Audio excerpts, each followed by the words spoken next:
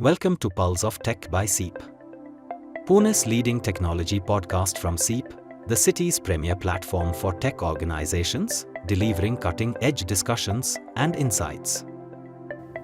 Hello everyone, welcome to Pulse of Tech by SEAP.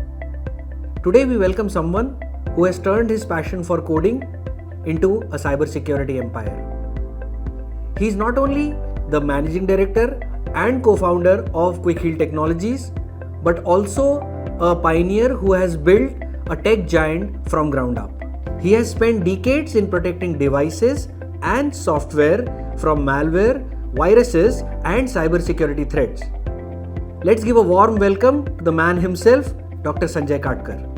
So, Dr. Katkar, we have heard that your journey starting from a small service center in Pune to co-founding Quick Heal has been phenomenal, right? And actually we wanted to learn from it.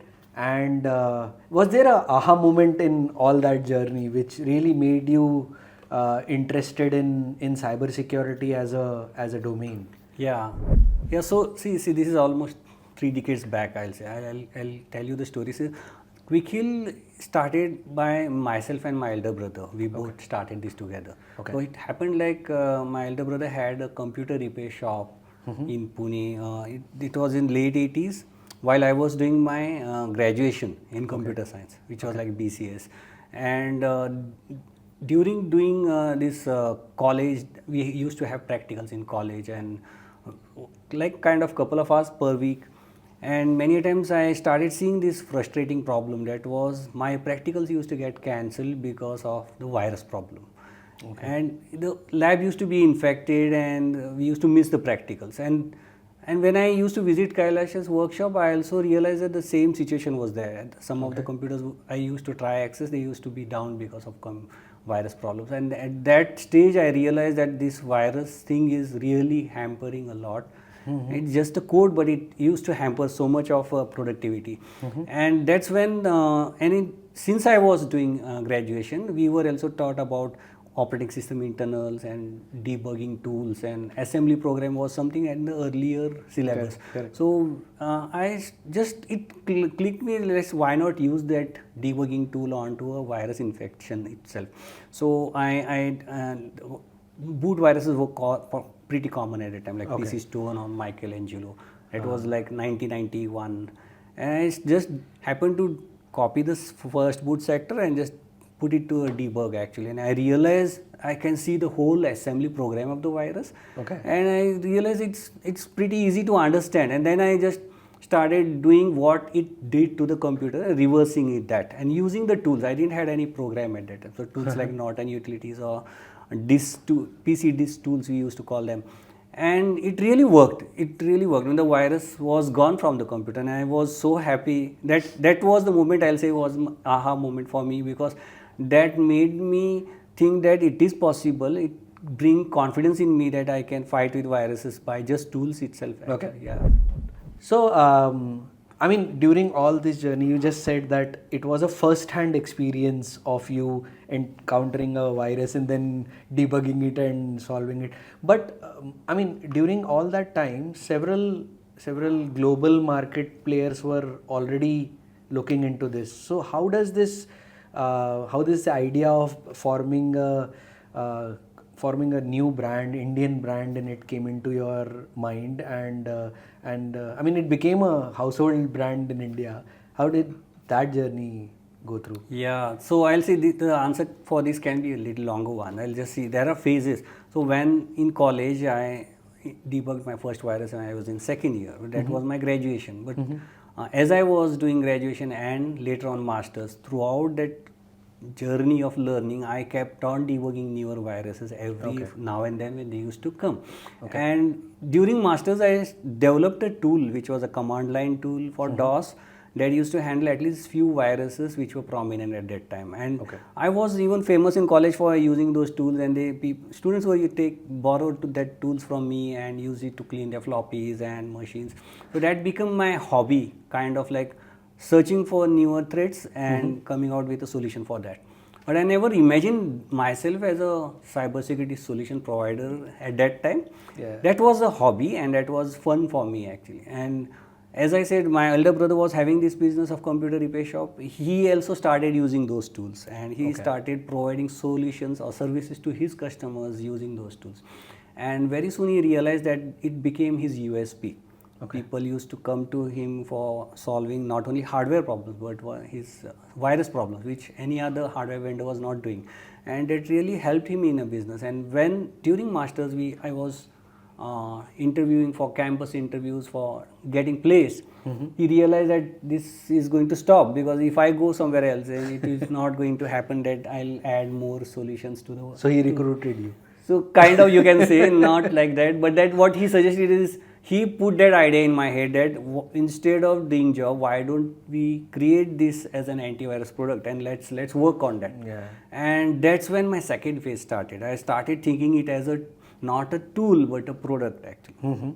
I was still in masters. I was doing last 6 months of masters when I was doing my internship somewhere else and still working on this product at the night time when I used to have time after doing internship. So I worked on developing QuickHeal's first version in my college last 6 months, and that was 94. By 94 end, I finished almost the complete command line version of QuickHeal, which used to handle all the viruses that I had seen throughout that learning journey.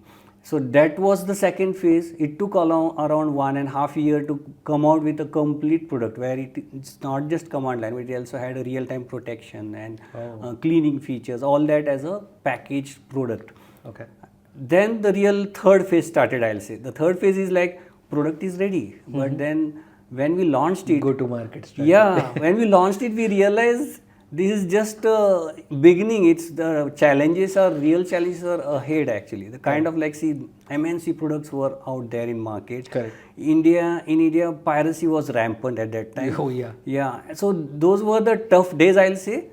And making a name for ourselves was like kind of impossible to think of. Yeah, there were some freewares also available. Like, yeah, I don't want to take names, but yeah. Yeah, and then piracy was there. So correct. even licensed versions were used as free. People used to think that PC comes with a free operating system and free antivirus, things like that actually. Yeah. And so we had to not only generate, fight the challenge of MNC competition, but at the same time the piracy mindset. And that third phase was a longer phase for us. Like I'll say almost 3-4 years, we kept on developing newer solutions for detections and cleaning for our product for viruses, but it never kicked as a solution for paid version. Our tools were used by all the maintenance guys in Pune. People were happy using it, but selling was very difficult, convincing people to pay for that. But what changed was like I started, initially I did this mistake of like copying the MNC products. Okay, they have these features, let's bring this feature. I started working on that. But at the same time, what happened, I started visiting customers. I started talking to customers, going more closer to customers. And that's where I realized that people are not looking for features. People were not at all looking for features. They were looking for something that will solve their challenges. So what were the challenges? I can give you one example. People having paid antivirus, people were using DOS, and say imagine a small office where there are 10 computers and they were using Novel Netware as a backend. That time Novel Netware was popular as a networking operating system, not NT or Windows. So Novel Netware at the backend, DOS at the endpoints. A virus used to infect every PC in a few seconds. Now cleaning is a big challenge. Virus is inside that Novel Netware server, which are volumes inside that. And you clean a PC, isolate them, and once you connect it, and as soon as you log in, the virus used to re-enter the thing. People started thinking, I'll disconnect all the PCs and I'll do the same thing. They did that, and then again it connected, it used to reappear. Now that was not the solution given by any antivirus. So what I thought was, we realized we have to log into the Novel Netware in a separate tool using a floppy, clean the Novel Netware, because it's not a DOS, we have to mount them. And it manually used to take days actually, because if there's a bigger disk, it used to take time. So what I realized is it's very difficult for normal non-techie people to do that. So when I saw that, I came back, I studied neural network. I got to learn that there are APIs to log in. Okay. So I created a login and everything inside Quickhill, not outside. Okay. So once Quickhill detects that there is a neural network, it automatically logs in. It shows all the volumes without loading the files. Now, the virus is not running because we are not using the standard login. So once you use the standard login, everything runs scripted. Okay. So virus used to come back. But when I use my login, everything loaded and people were so happy that they didn't have to do anything. It used to like clean the network in say few hours, which used to take like days for people. So these kind of smaller differentiators that really mattered. And as I started adding this differentiator to my product, people really started valuing that, and that really became a USP for Quickhill. People realized that Quickhill is not just solving virus problem, but they are making security simple. Okay. And that's what really made Quickhill stand out. And we were able to capture market against the competition because of these differentiators. Okay. So, I mean, the Quickhill has become now not only an Indian brand, it is known across continents. Right. So, reaching the global market strategy, when was that step thought about? That happened almost after 2002, tentatively. So, even though internet arrived in India around late 90s and people started using email, people started using broadband by 2000, and we started submitting our product for certification, because as we started getting bigger user base, people started comparing us with the competition, and then the differentiator in theirs was they were certified and they wanted us to be certified. So certifications were not happening in India, they were happening in US, UK. So like ISO and other certifications? No, the virus related certifications are different. Like they are, if you see the virus bulletin certification, like VB test is there, AB test is there. It's purely focused on virus related capabilities. And so we submitted our product, we got certified. It took us 6 months time, but once that was done, it was like getting known globally, because the certification results are shown globally, and very few products used to get certified. There were more than 50 products that were getting applied, and around 10 to 12 products were getting fully certified, that these products detect whatever they are seeing, at the same time not hamper the PC performance and all that. So that was the recognition we got, and that really made me happy, because in spite sitting in India, we had that global standards of global level detections and all, and it helped actually. So that's how Quickhill went global. Then after we started getting inquiries from partners who were doing business in those regional, like partner from Italy or in other countries, and they started approaching us, and we started providing software outside as well. Okay. So one of your most important strategies has been no compromise on customer support. Right. And customer first or customer delight has been one of your key strategies. How has that operationally worked for you? Because I know, I mean, most of the companies might have this as their logo, but operationally it is difficult to execute. Exactly. So how do you ensure that? I'll say one thing good that you asked this question, because I keep on talking about this to a lot of founders nowadays, and it's a very crucial thing that business, when you're building a business. So now when I was doing that, I was not having that knowledge about like this is crucial. The thing is, it happened by naturally. How is like, see, I coming from a humble background, the upbringing has been always to value each rupee that I get. So, and with that mindset, my mindset was always to make sure that customer is satisfied when he's paying me. Okay, if he is paying me, I have to make sure that he's satisfied with whatever he's using that and however he's using. So for that, I had to make sure I keep in touch with the customer. So no matter what, if there is a frustrated customer, I used to be the first one to talk to that customer and understand what it is going. And gradually, while I was doing that, I realized that this is bringing value to my product, because what is happening, while every discussion, I realize that there are a lot of other pain points that he shares, and I realize that this is a feedback loop that gives me to create a opportunity to create a differentiator in my product, which without that I would have not got actually. And doing this repeatedly, what happened, I not only started understanding what customer is talking, many a times customer doesn't talk their pain point. They just talk about, okay, what they understand. I am not able to clean this virus or whatever. But while talking, goes through so many steps that I read him in a way, thinks that he's not even talking. I understand his pain, which he's not talking. And that reading happens if you keep doing that repeatedly. And that's where I keep telling founders that just interact with customers as much as possible, and especially those customers who are complaining about your product. You will get to learn a lot, and that feedback loop was early there in Quick Heal, and that is where we build that USP. So as earlier I talked about that novel network feature, that again came through customer interaction. Customer never said that I want login through Quick Heal. Customer kept on showing his pain point, and I kept on thinking technological solution to that. So one more example I can give you is that virus infection was so deeper that people used to need a clean bootable to boot the machine before cleaning, because virus once active used to not allow antivirus to run or even get installed. So what was the solution? People used to, all the MNC products used to say to the user, boot using clean bootable. And in India, as I said, piracy was rampant. People hardly had licensed OS. People didn't have bootable.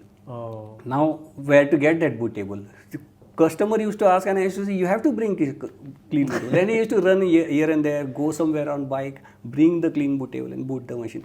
Then I realized it's technically possible to create a clean bootable inside through software. So I created that feature that if your machine is infected, I can create a clean bootable from infected machine itself. And then use that clean bootable, boot the machine and solve the problem. That was pretty technological, simple solution, but that only comes from a customer feedback. Yeah, I mean the first-hand experience of everything. Your journey clearly shows that your first-hand experience of everything, facing a virus on the first hand, then talking to the customer as a first person, right? Talking to him. So it has helped you a lot. And so that's where the philosophy got gradually embedded into Quick Heal, that customer satisfaction will bring you so much of insight on features and as well as goodwill as well, and the trust. So once you bring those features and customer sees them, customer starts trusting your thing. And in this competitive market, once you have to be successful, you will have to get the customer trust and to the brand. Now the trust that Quick Heal enjoys is just because the kind of efforts that has gone in those early years, that we only listen to the customers and then change our product. So it's a product that is made for those customers. And your focus on building in India has been always there. So I am going to talk about it. I mean, I want to talk about the technical aspects of the product or your journey as well. But how does that build in India mindset got imbibed into? So when I started early, in fact, the flat world kind of ecosystem was not there. We are talking about early 90s, and then so liberation was just happening. So whatever I was doing, I was just thinking about customers that are around me. So started with that mindset. But at the same time, what I realized, even by late 90s and early 2000, the cybersecurity products that are developed globally are designed for markets like US and Europe, I'll say. And at that time, and why? Because in India was different, where connections were slower, internet was slow, people were using older PC, people were using older OSs, where the resources were not up to the mark, and there were limited resources. We will have lesser RAM, lesser storage. In that situation, if I had copied features like MNCs, it wouldn't have worked. So things like I focused on developing Quick Heal so light that it should work on even on the older PCs, it should work even on slower internet, lesser memory, and still solve the virus problem. And as internet become more popular, broadband become popular, I didn't make features like a fully dependent on cloud. It has offline work as well as online. So even though there is no internet in between, it still protects your PC. So that's how the change made my product to serve for the Indian users. But as we talked about certification and all that, as we go global, we realize there are different challenges globally, and so we made and step up our product to the level where it is accepted globally, and that's how we went global as well, actually. Okay. So you're talking about build in India, and you have a patented technology called GoDeep AI.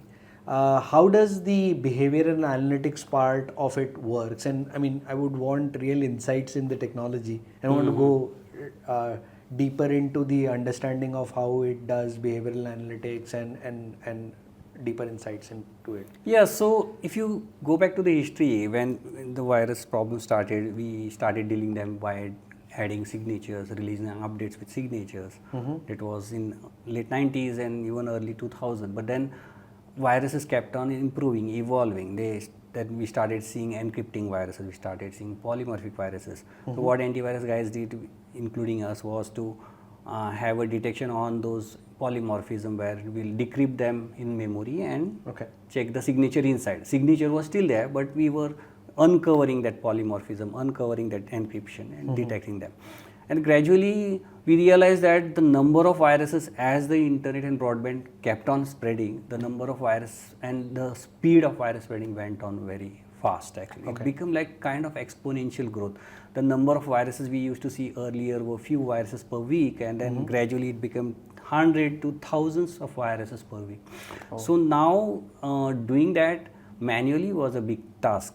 And we realized that even though we have best of the detection with respect to signature and all that, there will be few viruses that will reach them or our users before we seeing them. So the point was how to cover them. So we started working on detecting the virus family. So virus used to modify themselves a little bit to avoid detections, and the same family used to have different variants. So that's how we realized we have to detect a family instead of a member of that family. So we worked on that. But as we evolved this technology, what we realized is that our researchers had to work on that to do that.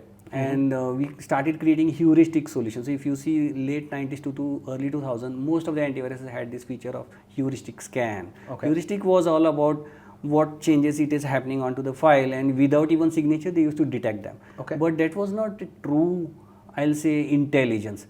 So even in that we realized that every new virus, how our analyst will do faster releases. So we created tool in-house to analyze virus automatically, to do these things, and that automation really helped us to deal with the large number of viruses.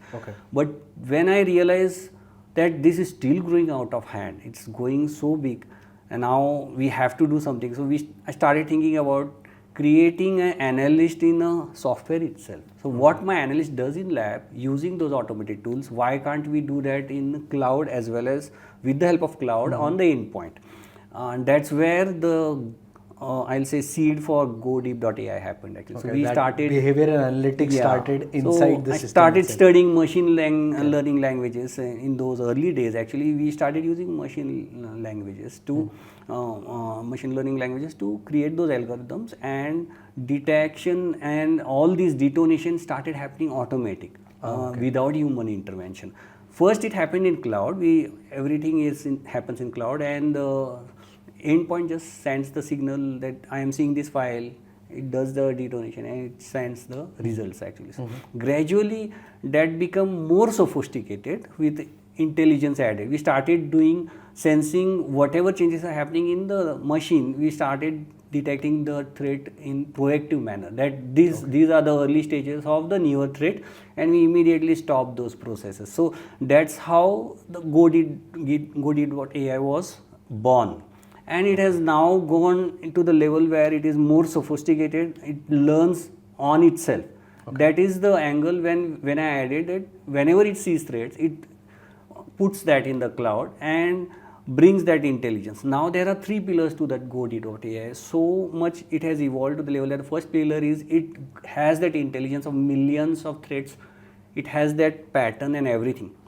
It has also learned the behavior of the threats in the OS, how many changes and how it does, all those are there in his history. And so once it monitors each and every process, it realizes as soon as certain malicious thing starts happening, it realizes it's going in a wrong direction. It even tracks that process till certain steps, and once it is confirmed, it stops it, and everything without human intervention. That's where the GoDeep.ai helps users to protect from proactively. Yeah, I mean, but traditionally you said that signature based detection was something which you were doing. From there you moved to heuristics into it. But how does the machine itself understand from moving away from a signature based approach to learning this?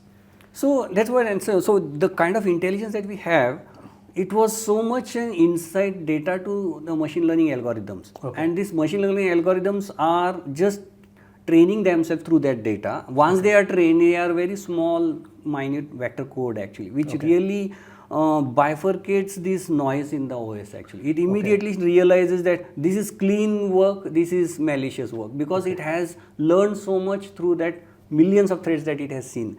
And not only that, it retrains itself after quite like certain frequency.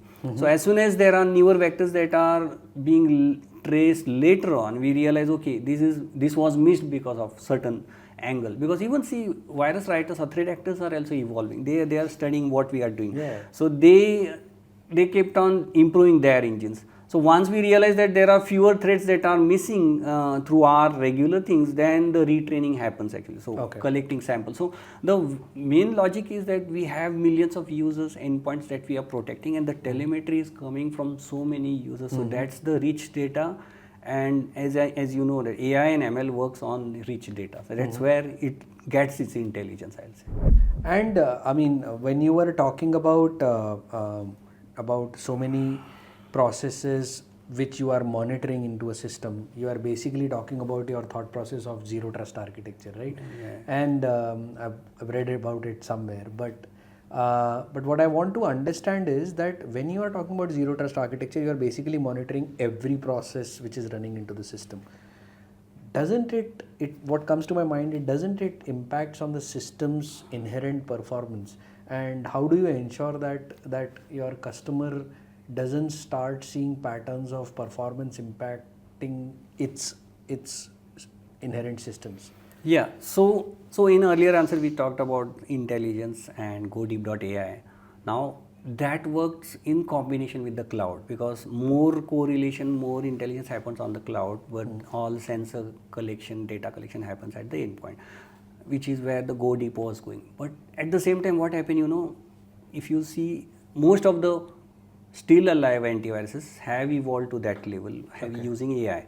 But what happened, there was still attacks happening. People started thinking, why I am using the latest of the updates, I am using the best of the product, and still I am seeing some ransomware attack or something. You see in news actually. And the thing is, as I said, threat actors are evolving. So gradually over the period, Google came with this thought process of zero trust, and then most of the security vendors are very quick to understand that, because the zero trust is something that, in simple language I'll explain, zero trust is trust nobody. Okay, trust nobody. No process. It's not only about process, it's about people, it's about devices, and it's about application processes. Nothing. So all three of these have to be monitored. Now in traditional security, if you see a network, there are users inside a network, and then we use internet which goes outside. So internet pipe is coming into your organization. So where people started putting firewall and monitoring what is going out and what is coming inside, and if all threads are stopped at the gateway, your internal network is clean. But still attack happened because they used to sneak through either encrypted traffic or through some user's device, a pen drive or something like that. Because once a user is inside your network, you are assuming that the user is safe and safe to operate. That whole ecosystem was questioned with this zero trust. Now with zero trust, what is happening? We are making sure that nothing is trusted. So no matter your user is inside your network, or your application is your genuine application like SEAP, or it can be anything, your accounting application or your in-house billing system, but nothing is trusted. Every time a user is entered, if there is a zero trust platform implemented thoroughly, then every time a user is logged in, it will be questioned whether that guy is supposed to log in at this time. All these questions are put and automatically answered internally, and then only allowed. Now even though he is inside, even though he is maybe he can be admin or a CEO or whoever, but if his PC or his device is trying to access something, the device is first checked and then allowed. And after that, if it is allowed, any application trying to access any organization's application, server or something like, every action is checked. So it is like every moment it is checked and allowed, checked and allowed. Here we are removing everything about threats. We are not talking about threats. So the lightweight applications are implemented in zero trust. So the speed is very easy to implement, because now I'm not checking for threats. I am checking for behavior. I am checking for whether this device is up to date and allowed to access this application at this time of the day, and whether this application is allowed to send this outside the network at this time and to this server. All these checks are easier if we are not having heavy data to check actually. So it's not like only architectural or processes check, but it is actual physical checks, behavioral checks as well. And these checks are implemented at the level where the layer 7 and layer network layers, that it's much easier and faster. Of course, as you rightly pointed, it can hamper the performance, but not to the level where it is noticed, because the devices and the hardware that we see today are quite high performing actually. The speed, internet speed, the memory that is available, compared to that, it is nothing, like I'll say. It doesn't. No, I mean, I was just curious because we are talking about monitoring every process, so I thought. Okay, and I mean, on the similar lines, you in the beginning spoke about that that the network level security was important to you, and I've read it somewhere that IoT, and with the increase of or proliferation of IoT devices over all these years, what you got into a thought process was that rather than securing the devices, the securing of the network connected to these devices is more important, right? So, I mean, could you shed some light over this thought process? Yeah, so IoT, as we see, it has captured a lot. People are using IoT in manufacturing and all that. So what we realize, securing them is important, but then gradually we realize that IoT devices are very lightweight. They don't have that much of resources. So thinking of putting security on these devices was impossible. Resource hungry, security software is always resource hungry. So that way it was impossible. So the very sense become a very important thing that made sense was to isolate them. Yeah, because those devices have a very limited. Yeah, it can be a sensor, it can be a smart bulb, or it can be a smart camera, a CCTV camera, and there are nowadays almost all devices. They have resource limitations. Yeah, resource limitations, and they have the resources which can only function, help them to function well, nothing more than that. Correct. But then hackers are quite smart enough to hack them. Now the thing is, anything that is smart, that can be hacked. We all know that actually. So once we realize that we are not able to secure them by going to the endpoints, we realize it's better to secure the network around that. So then it's quite easy. So if an organization is having IoT devices, then they can just zone the network, only put all the smart devices into a separate zone, and zoning in network is very easy. And once you zone them, monitor all the traffic that is going through those devices. It's very crucial that if you harden the processes where they can connect to, if suppose a smart bulb is there, it is important for a smart bulb to connect to some server. Just check that and allow only to connect to that server. Rest all, anything that is coming through that, you should block that. So if you do that kind of hardening, it's very easy to secure that. And once you do that hardening, then no matter what, if a camera is hacked, and we see that it happens nowadays, and what is it used for after hacking? There is a small script that is put into the camera to use to do DDoS attacks globally. So if you see the popular Mirai attack, which really shocked the world actually by having so many smart devices hacked, people were not monitoring them, where it is connecting. That devices started suddenly going to a shopping website, suddenly started visiting sites that were not allowed, means not supposed to, but they were allowed to go, and that's where they started attacking those devices, websites, and that's where the DDoS attack became to the level where it was unmanageable because of these devices. So if having a zoned network and allowing only traffic to the level where it is important to function the device, rest all blocked, is very easy way to control these IoTs and secure them. In the beginning, we spoke about open telemetry data when you were talking about GoDPI, right? How do you leverage that data to evolve the model, which is basically understanding these behaviors from different cyber threats, right? So how has that evolved, that telemetry data? How important is that telemetry data actually? So if you ask me, I'll say telemetry is the oxygen for cybersecurity products. You can look at it that way. In a sense, and if I have to explain you in a conventional world, in a war-like situation, air support gives you telemetry. If there is an air support, then the war is easy to win, that kind of thing. So why telemetry is important, you got it. The point is, this cybersecurity has grown over the period, the threats have grown to the level, but if you see, these threat actors are cooperating among themselves. They are using their own technologies in a cooperative way, where somebody is working on exploit, somebody is working on vulnerabilities, somebody is working on encryption. All lot of technologies are combined and an attack is sophisticated attacks are designed. So if we have that kind of intelligence, it helps. And how this intelligence comes is through telemetry. So for us, telemetry is like getting data from all our users' endpoints, which is like we collect. At the same time, we also collect intelligence from global players, like cybersecurity vendors, where we do share threat intelligence. And with that, we do certain research. There are again automated ways to do certain research. In certain ways, we have to also detonate the threat inside a sandbox and come out with some intelligence. And applying all this combined performs or creates this telemetry feed. And that telemetry feed is helping our models to train to the level where it detects things proactively.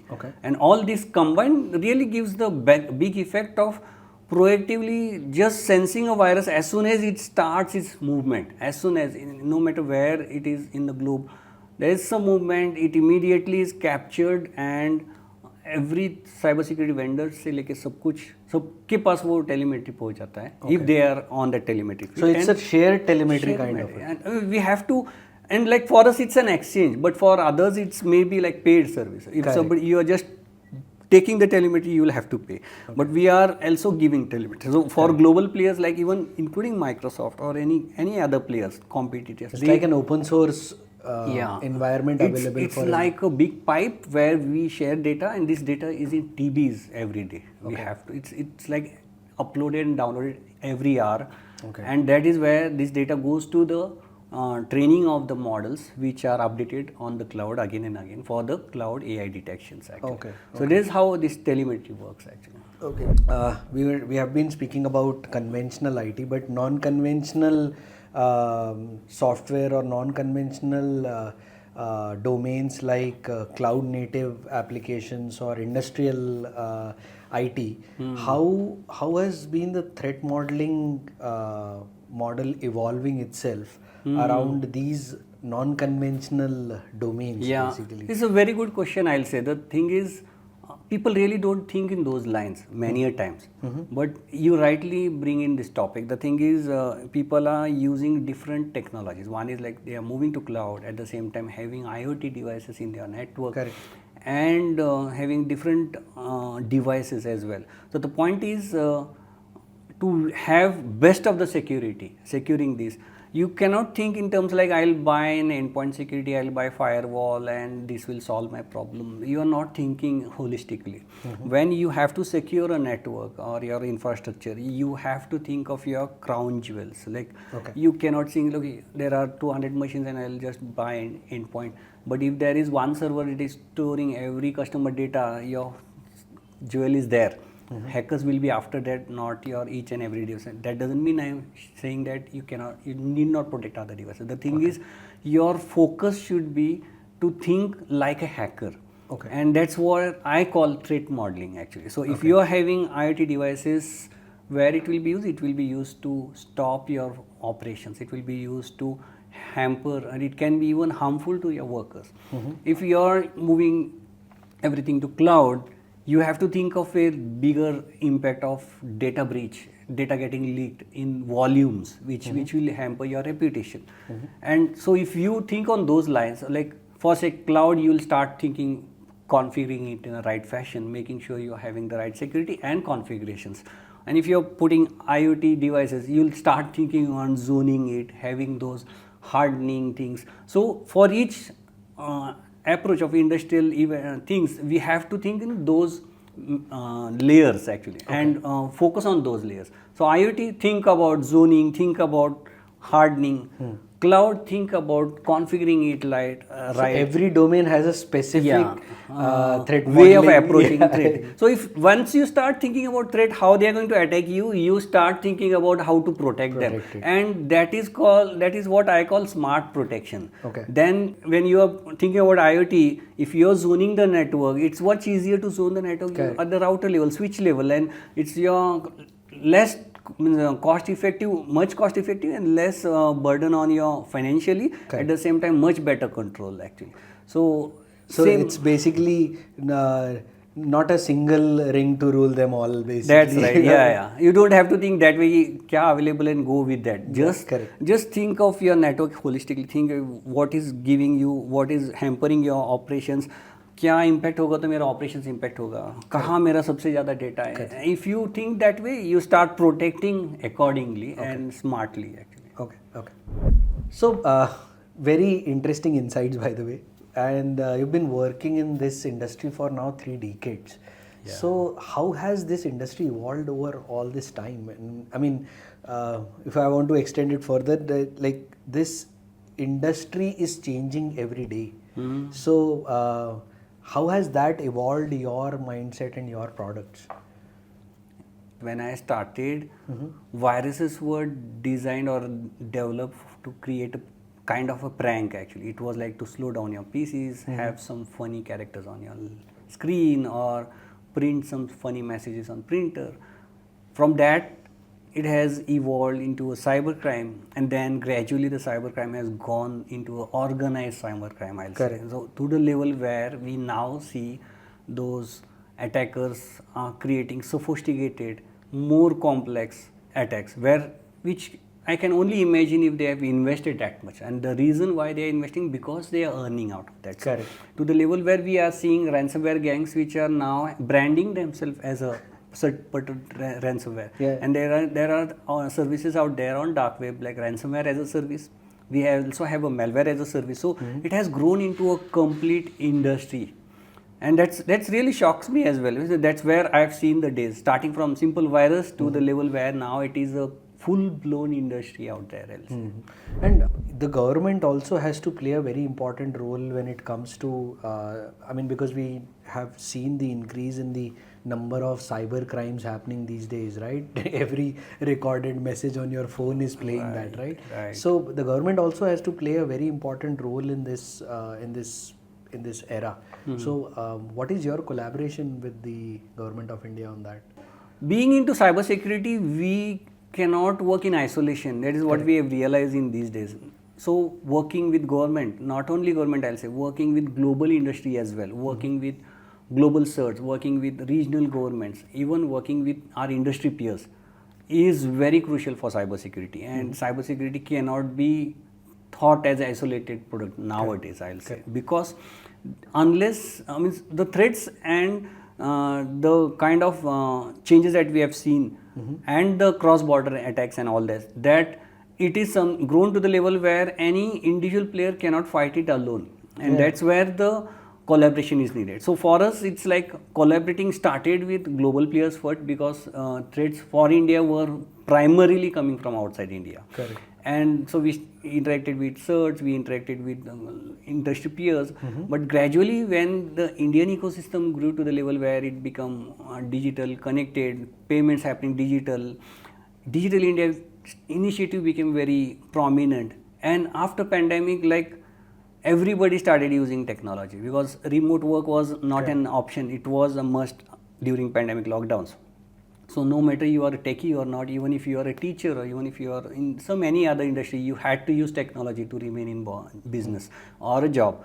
And that's where things change. We have to interact with so many things, and that's where government intelligence also became very important for us. When we started interacting with government, we started initially with search, but gradually we realized that this has taken I'll say turn towards frauds or scams, which are more targeted towards individual through these smart devices like phones, and because everything has become online, people have started using smartphones to do every transaction, no matter whether he's ordering food or buying things or even social media and staying in touch. Everything is through phones, and scams started happening there, and that's where we wanted to have access to that data, which was very difficult without government collaboration, because all this is going through the national It sounds networks. filmy, but everybody talks about that the next war is going to be a cyber war, right? I am saying we are already into that era, because the things nowadays, any war, physical war, before that the cyber war starts happening. No, we have seen, we had witnessed that during this, even Operation Sindoor related things. We have seen that as soon as this activity happens physically, before that things happen on cyber.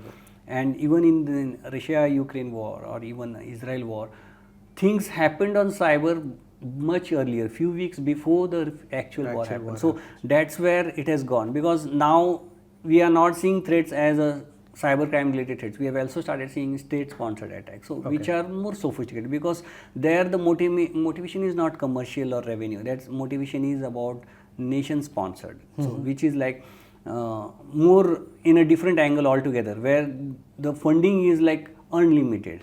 That's where things become more sophisticated, and that's where collaboration becomes more important, crucial actually. So Sanjay, any advice for the new generation coming up in the startup ecosystem, because you have seen this evolve over all this time, right? So your insights in the journey of any new entrant would be really. The very advice I always give is, see, these changes and the technological advancement and the pressure has grown to the level where people are like thinking of entrepreneurship like anything. They just try to jump, but many people run after the buzzwords and hype. I'll say it can be something very devastating in future. So the point is, I'll say, look for a real problem to solve, something that is really challenging customers or users, and solve that problem. That's the crux of the business, I'll say. Just focus on real problem that solves real pain points of the users, and you will have that. So for that, what you'll need is have your fundamentals created strong, build your fundamentals strong, work on the solution, and that's all. But of course, be prepared for the failures, I'll say, because one should always be ready to face the failures, learn out of those mistakes, and improve your offering or whatever it is. And your journey has showed us that the first-hand experience of your customer and first-hand experience of you solving the problem which you have faced is very important. And I mean, काफ़ी serious बातें की हमने around war and people. So I think on a lighter note, I try to end this end this conversation with a question about Pune, since SEAP is about Pune. Yes, that's right. Is first, how has Pune helped you, or Pune played a role in your journey? And one fond memory of you about Pune. It can be anything, food places, anything. But these two things which I'm really intrigued to hear about. So if you talk about Quick Heal and Pune, I'll say Pune has been always great to Quick Heal. The thing is, we got good talent here. We got the culture here is so nice for something that we can innovate here. So innovative culture is there.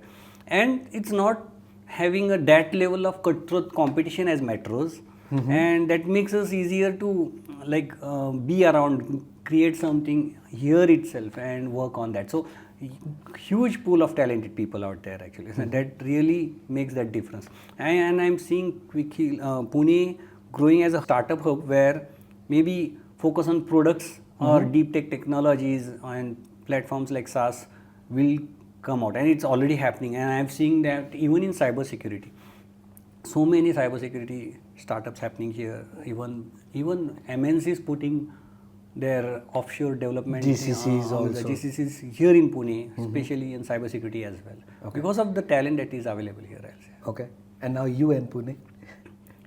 For me, see, Pune, as I've born and brought up here actually, I am seeing so much of Pune and in changing as well. It's like I have seen Pune where there used to be only cycles on the road from those days to the days where now the crazy traffic jam. crazy traffic jams nowadays.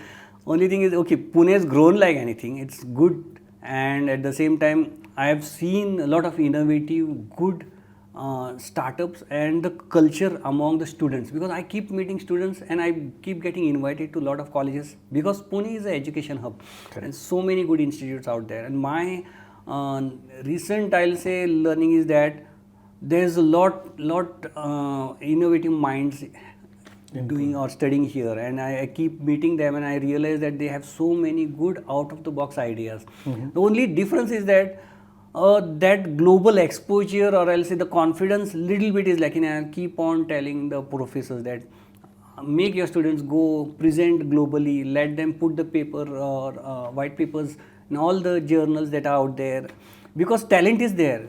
Just need to bring that confidence in them actually. Thank you so much, Sanjay. It was a pleasure talking to you. I hope you enjoyed the conversation. Yeah, very much. It took me to the memory lane of my early days to the latest, I'll say. Yeah. Okay. Thank you. Thank you so much, Sanjay. Thank you. Yeah, it was my pleasure. Yeah. To our listeners, hope this gave you a deeper understanding of the brilliant minds who are working to keep us safe. While we sign off, please like, share and subscribe to Pulse of Tech by SEAP.